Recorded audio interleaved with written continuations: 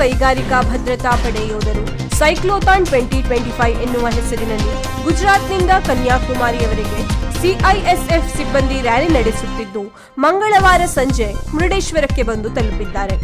ರಾಜ್ಯ ಮೀನುಗಾರಿಕಾ ಮತ್ತು ಜಿಲ್ಲಾ ಉಸ್ತುವಾರಿ ಸಚಿವ ಮಂಕಾಳ್ ವೈದ್ಯ ಪುತ್ರಿ ವೀಣಾ ವೈದ್ಯ ಸಿಐಎಸ್ಎಫ್ ಯೋಧರನ್ನು ಬರಮಾಡಿಕೊಂಡರು.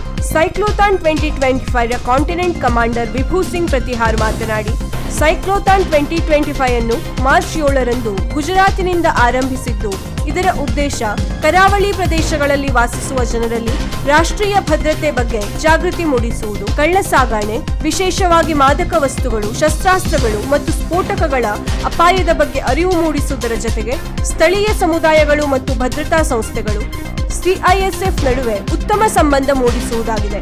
ಕರ್ನಾಟಕಕ್ಕೆ ಆಗಮಿಸಿದ ವೇಳೆ ಇಲ್ಲಿನ ಜನರಿಂದ ಉತ್ತಮವಾಗಿ ಸ್ಪಂದನೆ ಮತ್ತು ಪ್ರೀತಿ ದೊರೆತಿದೆ.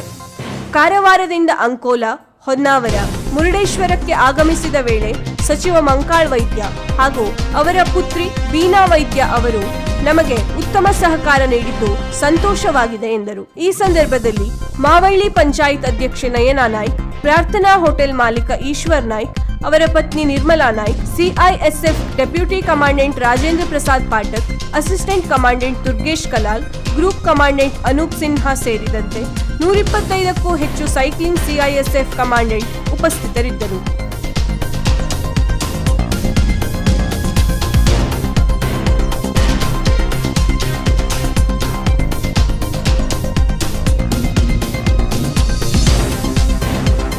ವೀಕ್ಷಕ ಮಹಾಪ್ರಭುಗಳೇ, ನಮ್ಮ ಚಾನೆಲ್ ಅನ್ನು ಸಬ್ಸ್ಕ್ರೈಬ್ ಮಾಡಿ, ಶೇರ್ ಮಾಡಿ, ಪ್ರೋತ್ಸಾಹಿಸಿ.